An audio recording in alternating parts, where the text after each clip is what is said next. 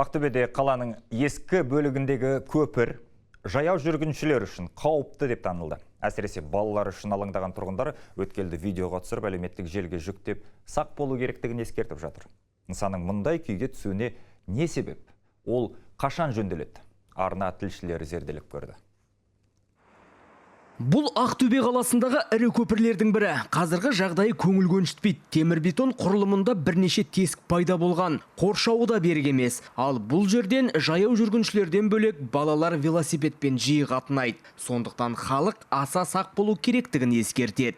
Мен өзім таң қалдым, жаңа мына жерде өтіп бара жатқанда мындай жағдайда екен. Негізінде деген қауіпті, мықты қауіпті.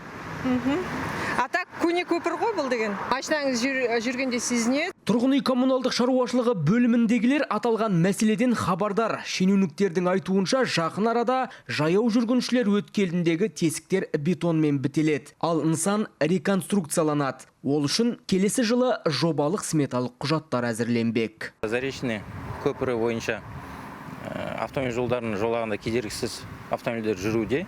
Дегенмен жаяу жүргінші жолағында дефектілер бар екен анық.